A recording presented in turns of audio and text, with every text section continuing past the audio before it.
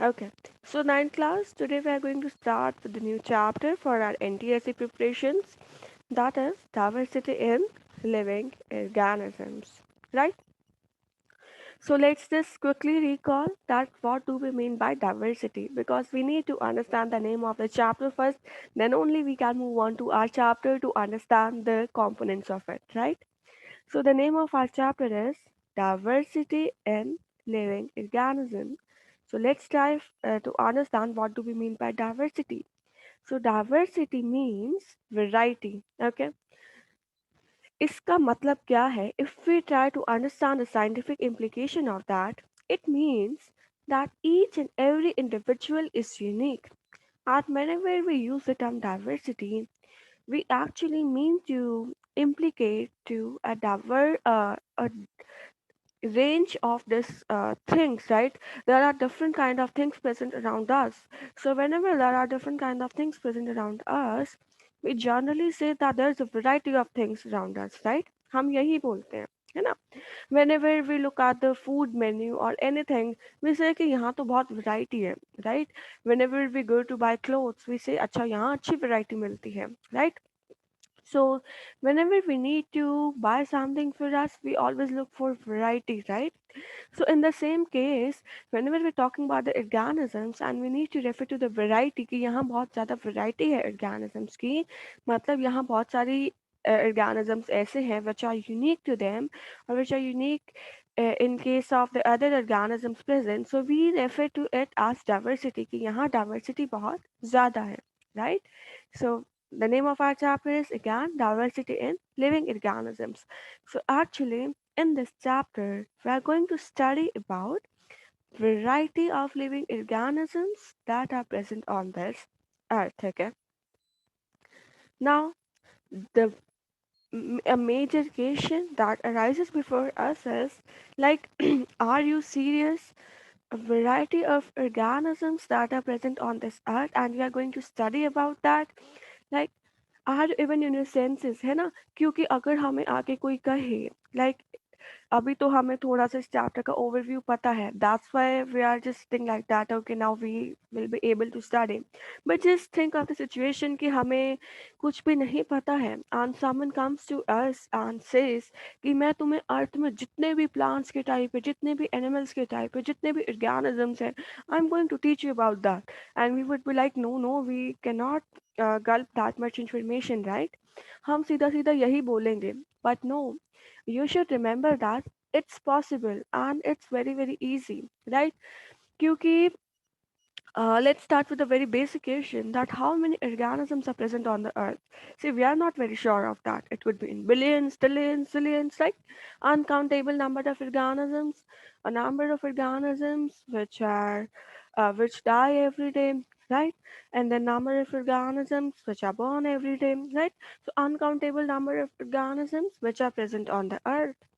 So, what's the basic strategy to study such a large number of organisms, right? क्योंकि आपने chapter का नाम तो दे दिया diversity of living organisms. So what to do? इतने सारे ऑर्गेनिजम्स को एक साथ पढ़ोगे कैसे? आपके पास स्ट्रेटेजी क्या है, right? So this example is same in case of someone asks you that go and study about characters of the students of your school, right? उस टाइम भी आप परेशान हो जाओगे कि हम अपने स्कूल के स्टूडेंट्स के करेक्टर्स कैसे स्टडी करें, इतने सारे स्टूडेंट्स हैं, राइट? तो ये तो प्रैक्टिकली इम्पॉसिबल लगता है, but because we are the students of science, so हमारे लिए एज सच कोई बहुत चीज़ें बहुत ज़्यादा प्रैक्टिकली इम्पॉसिबल नहीं होती. We always find a way और the other, right? So this time also we have a way to study about that diversity of living organisms present on the earth, that is by classification. कैसे?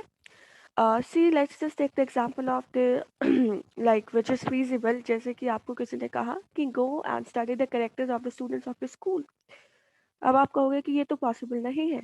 But no, apply your scientific mind and it's possible. What you would do is like go and study the characters of students of the class. Like students of class 9 are intelligent and always disciplined, right? Students of class 8 always respect their teachers, they're always humble. Students of class 10th are very, very serious about their board examinations. They always keep on studying, right? Now just think of a situation that you have studied the characters of the class, okay? And you come to me that, ma'am, we have started about the students of our school. Then I'll say, okay, that's great. Now it's my time to ask you some questions, okay? After that, I ask you a question that there is a student in class ninth, and just tell me the character of that student. Now you have studied some characters, like now you would tell me some characters that, ma'am, because that student in class ninth, so I could tell you character that he or she is very very intelligent and is very very disciplined, right? And you can add more characters that you would have studied in the category of class ninth, okay? So by that way, because you have categorized them, so by that way, you could study some feature about that particular organism, right? So that's the story about classification. Classification के पीछे भी यही story है. हम animals को उनके characters के basis पे, हम organisms को उनके similar features के basis पे divide कर देते हैं into different groups, right? फिर जब हम ग्रुप के बारे में पढ़ लेंगे तो अल्टीमेटली उस ग्रुप में जितने भी ऑर्गेनिजम्स आएंगे, हम अल्टीमेटली उन सारे ऑर्गेनिजम्स के बारे में स्टडी कर चुके होंगे, right? So that's the story, that's how we study about a diversity of organisms present on the earth. किया क्या है, ऑर्गेनिजम्स को ग्रुप में डिवाइड कर दिया कि आप इस ग्रुप में जाएंगे, आप दूसरे ग्रुप में जाएंगे, आप तीसरे ग्रुप में जाएंगे. और उनको ग्रुपिंग करने का बेसिस क्या था, कुछ सिमिलर करेक्टर्स, जो कुछ करेक्टर्स वो शेयर करते हैं उनके बेसिस पे डिवाइड कर दिया, राइट? एंड देन फीचर्स पढ़ लिए तो उसमें जो जो भी आएगा, all would share the similar characters, right? So last line that you could see on your screen, we categorized them or we classified them or we divided them into different groups, okay? So now I hope you got the answers that how are we able to study the diversity of organisms on the earth, and the answer is by classifying them, okay? So again, a question that you might ask is that can we use this approach for studying all the living organisms? क्या हम सारे living organisms को study करने के लिए ये approach use कर सकते हैं? So the answer is absolutely yes, we can use this approach. मतलब कौन सी अप्रोच, क्लासिफिकेशन वाली. we can use this approach to study the diversity on living organisms, okay? After that, there is some extra information that you need to write down, and you it might help you out while attempting the MCQs, okay? कुछ आपके पास definitions हैं that you need to understand, and then please note them down as well, okay? The very first is taxonomy. Taxonomy हमारी biology की एक branch है that is for the study of classification of organisms, okay? So the people who study taxonomy, they are called as taxonomist, okay? Taxonomist एक हमारे हम उन लोगों को कह देते हैं who study for the classification of organisms. अगर मैं टेक्सोनॉमी को थोड़ा सा डिफाइन करने की कोशिश करूँ तो इसमें और भी कुछ बेसिक प्रोसेसेस आ जाती हैं, like identification, nomenclature and then classification. Identification मतलब पहले देखो टेक्सोनॉमी में आई हैव टोल्ड यू कि आप ऑर्गेनिजम्स को क्लासिफाई करोगे, राइट? बट ऑर्गेनिजम्स को क्लासिफाई करने के लिए पहले आपको उसको पहचानना भी तो पड़ेगा. For example we go into a forest, right? And we came across organism and you ask me कि मैम ये क्या है, then how would I tell you? I would say, okay, it has four legs, right? And then it has a tail as well, and its height is like 2 feet or 3 feet. It means it might belong to this category, right? तो आपको अगर किसी को classify करना है तो what you need to do is what you need to identify it first, है ना? तो टेक्सोनॉमी में आइडेंटिफिकेशन भी आ जाती है, नॉमेनक्लेचर भी आ जाता है. नॉमेनक्लेचर का मतलब होता है किसी को नेम देना, ओके? तो nomenclature आ जाता है and then classification. But at this level, even if you remember कि taxonomy is the branch of biology for the study of classification of organisms, that is also sufficient. Okay, but you need to remember the term taxonomy and its definition as well. After that, our next term is systematics. Systematics को हम जब define करने की कोशिश करते हैं, we define it as comparative study of organisms on the basis of morphology. Morphology क्या होता है? एक्सटर्नल अपीयरेंस, कि आप बाहर से कैसे दिखते हैं. Okay. Then it's anatomy. Anatomy क्या होता है? हमारा जब हम किसी ऑर्गन को या किसी ऑर्गेनिज्म को कट करते हैं and we study the internal parts, that is called as anatomy. ठीक है. इकोलॉजी, कि एक ऑर्गेनिज्म अपने एनवायरनमेंट के साथ इंटरैक्ट कैसे करता है. ओके. फिजियोलॉजी, हमारी बॉडी में प्रोसेसेस चलती कैसे हैं. बायोकेमिस्ट्री, हमारे अंदर मॉलिक्यूल्स कैसे कैसे चेंज हो रहे हैं, कैसे कैसे काम कर रहे हैं. So whenever we consider all these aspects of the organism and we do a comparative study, then we call it as systematics. Okay. Usually अगर मैं एक बहुत इजी लैंग्वेज में सिस्टमैटिक्स को डिफाइन करने की कोशिश करूं, so then we define systematics as taxonomy plus phylogeny. Okay. Let me write the terms over here. Taxonomy तो यहाँ पे लिखा ही है. The new term that I have used is phylogeny. Phylogeny क्या होता है? Evolutionary relationships. मतलब जब आप इवोल्यूशनरी रिलेशनशिप्स को कंसीडर कर लेते हो तब हम कहते हैं सिस्टमैटिक्स. इवोल्यूशनरी रिलेशनशिप्स मतलब एक ऑर्गेनिज्म दूसरे ऑर्गेनिज्म से इवोल्यूशन की फॉर्म में कैसे कनेक्टेड है. Now in the previous classes we have discussed evolution many times, है ना. लाइक वी से कि we have evolved from monkeys और एप्स, है ना. हम ऐसे कहते हैं that human beings have evolve from apes, है ना. तो in the same case now अगर हम कंपेयर करते हैं अपने आप को एप से, तो हमारे में बहुत सारे फीचर्स सिमिलर मिलेंगे. बट अगर हम अपने आप को बैक्टीरिया से कंपेयर करते हैं तो कोई भी फीचर्स नहीं मिलते. बैक्टीरिया तो प्रोकैरियोटिक है, हम तो यूकैरियोटिक है. बट हाँ, फिर भी एक फीचर तो मिलता है, उसमें भी सेल है, हम में भी सेल है. राइट. तो हम कोई रिलेटेड नहीं है, बट एप्स और ह्यूमन बींग्स बहुत ज़्यादा रिलेटेड है. So that's how we compare the evolutionary relationships. Right. तो अगर मैं सिस्टमैटिक्स को एक लाइन में ख़त्म करना चाहूँ, so that could be defined as taxonomy plus phylogeny. मतलब जब हम इवोल्यूशनरी रिलेशनशिप्स कंसीडर कर लेते हैं, so that forms the systematics. But if you are good with the definition that is being displayed on your screens, the comparative study of organisms on the basis of morphology, anatomy, ecology, physiology, biochemistry, etc. So that is called as systematics. Okay. So after that, again a very very easy definition, that is classification. So how do we define classification? It is defined as grouping of organisms in different ranks on the basis of their characters. Right. हम अभी discuss कर रहे थे कि अगर हमने organisms को classify करना है तो हम क्लासीफाई करेंगे कैसे? On the basis of their characters.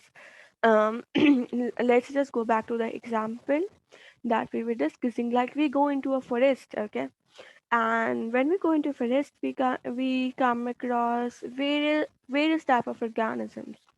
तो फिर अब अगर हमें उनके बारे में स्टडी करना है तो हमारे पास एक ही तरीका होगा कि अच्छा कुछ फेदर्स वाले जो ऑर्गेनिजम्स हैं उनको एक कैटेगरी में डाल दो, जो टेल वाले ऑर्गेनिजम्स हैं उनको इस कैटेगरी में डाल दो, है ना. कुछ जिनके ऊपर स्ट्राइप्स हैं उनको एक कैटेगरी में डाल दो. So what we are doing is we are studying their characters, and on the basis of their characters we are grouping those organisms. And what is this process called? This process is called as classification, right? So I believe इस point तक आपको ये समझ आ गया होगा that in order to study the diversity of living organisms we actually need to classify them. Right. ये तो शायद अब तक आपको समझ आ गया होगा कि इतने सारे डाइवर्सिटी पढ़ने के लिए हमें उन्हें क्लासिफाई करने की ज़रूरत है. Now a question mark in front of us is how to classify such large number of organisms. Earth पे इतने सारे ऑर्गेनिजम्स प्रेजेंट हैं, उनको क्लासिफाई करोगे कैसे? Like do you have some basis, do you have some general characters to classify them? Yes, we do have some basic characters in order to classify them.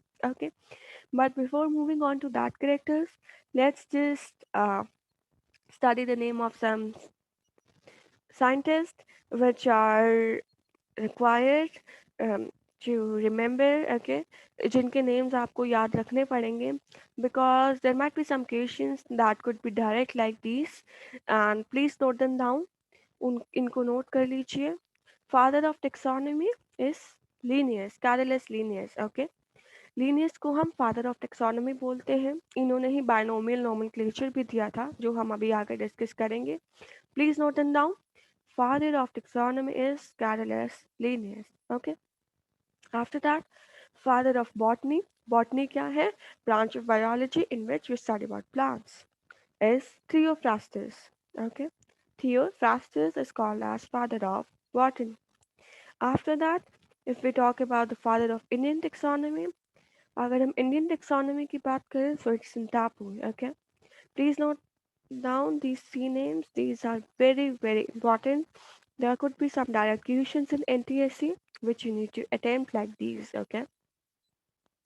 After that, now let's get back to classification. So we have already studied about classification, that whenever we arrange the organisms into different groups on the basis of similarities in their characters, it's called as classification of living organisms. Now the question that arises is, what's the need of classification? Or are there any advantages of classification? Yes, for sure there are some. Okay. See, classification की need इसलिए है क्योंकि हम इतने सारे organisms की variety को बहुत easily स्टडी कर सकते हैं if we classify them, right? साथ ही साथ हम ये भी समझ सकते हैं कि कैसे कैसे organisms इवॉल्व हुए हैं टाइम के साथ साथ. फॉर एग्जाम्पल, अब जब हम क्लासीफाई करेंगे, हम एप्स और ह्यूमन बींग्स को शायद एक ही कैटेगरी में रखेंगे, लेकिन हम अपने को और बैक्टीरिया को एक कैटेगरी में नहीं रखेंगे. हम ह्यूमन बींग्स को और फिशेस को एक कैटेगरी में नहीं रखेंगे, राइट?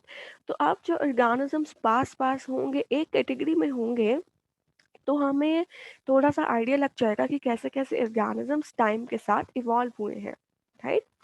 साथ ही साथ, when we will be classifying the organisms, it would help to understand the interrelationship among different group of organisms.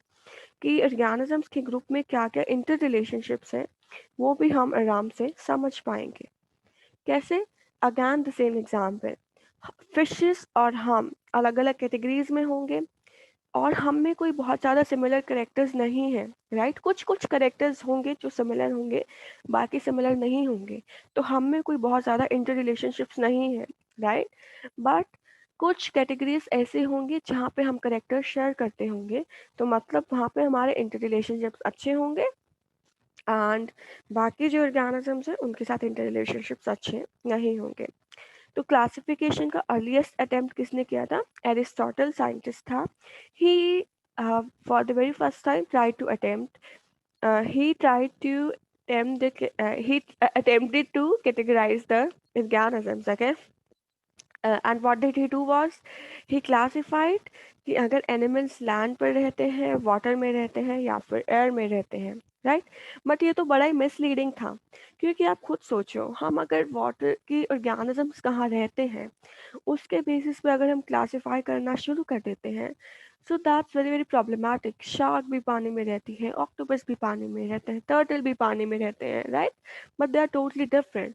So this was very very misleading, but he gave an idea कि आपको कुछ इस तरीके से या कुछ करेक्टर्स के basis पे ऑर्गेनिजम्स को क्लासिफाई करना है, right? So before we move on to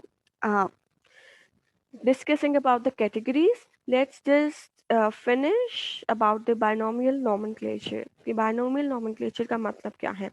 So binomial nomenclature is defined as scientific name of all kind of organisms, right?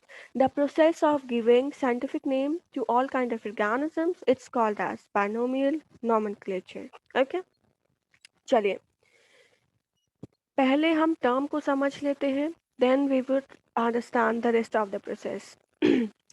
Bye का मतलब क्या होता है? Two. Okay. Nomenclature, the process of giving name. तो जो नाम देने की प्रोसेस है, कितने नेम देने की? टू नेम्स देने की, that is called as binomial nomenclature.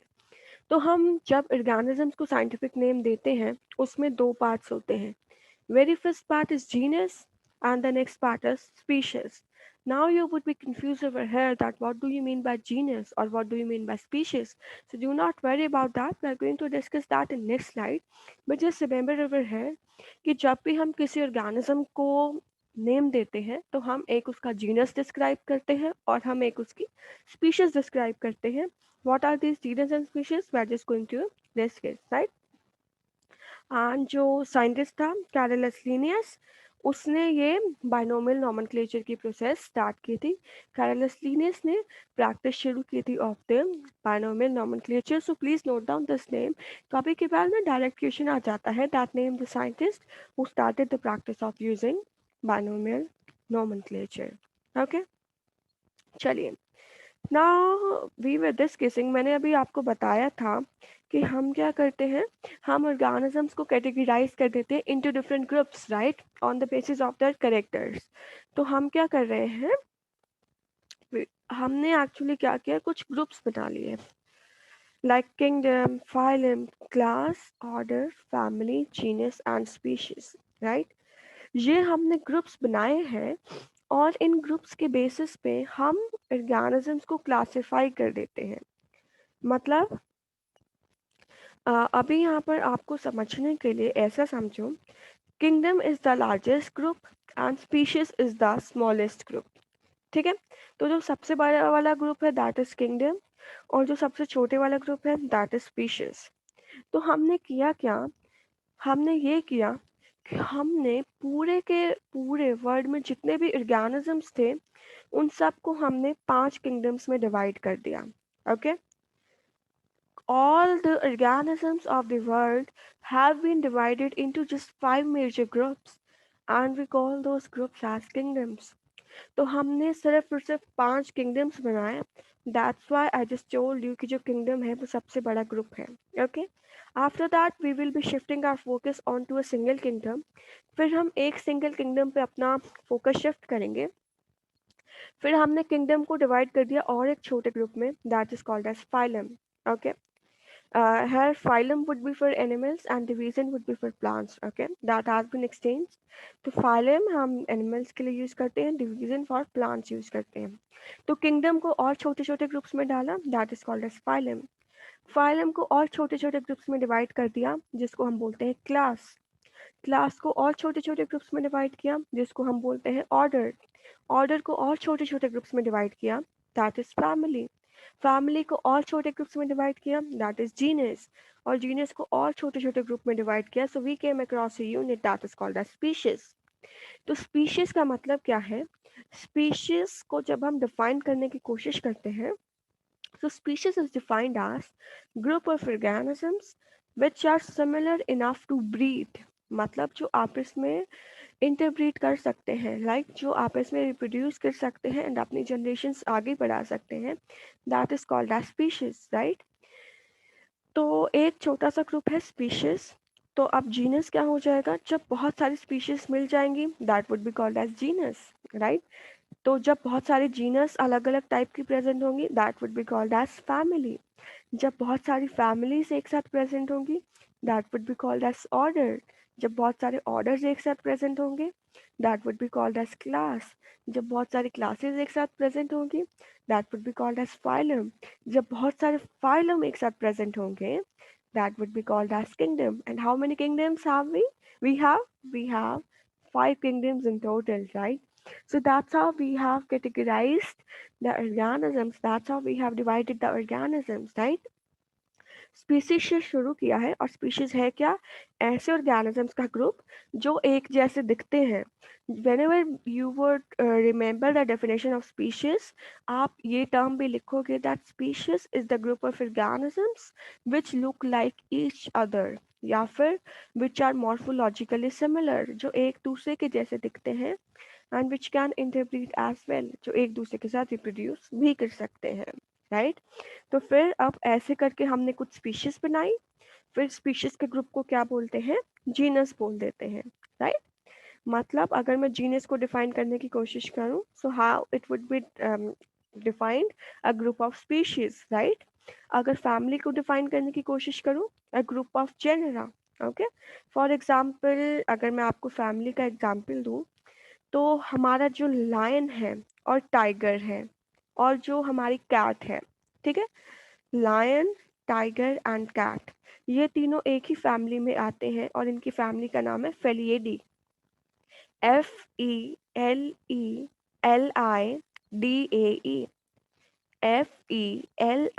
FELIDAE। देखो इनके जीनस अलग अलग हैं।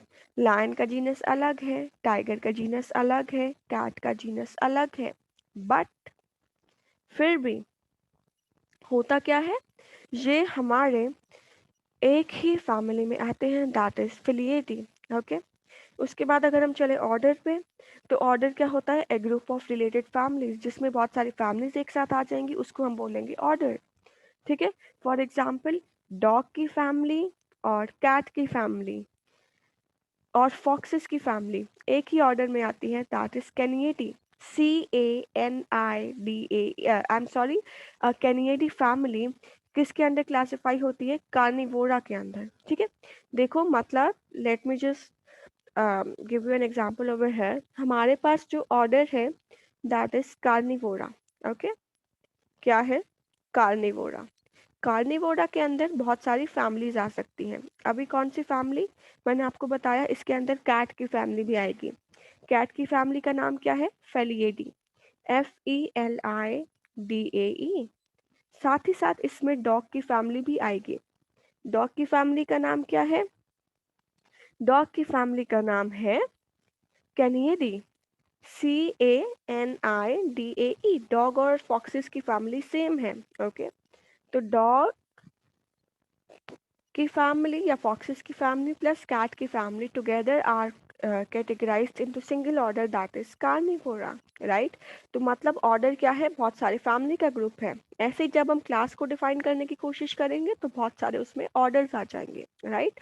सो इसको हम और डिटेल में डिस्कस करेंगे in the next class. I would give you some examples for the phylum, I would give you some example for the classes, I would give you some more examples of order, family, genus, species, right.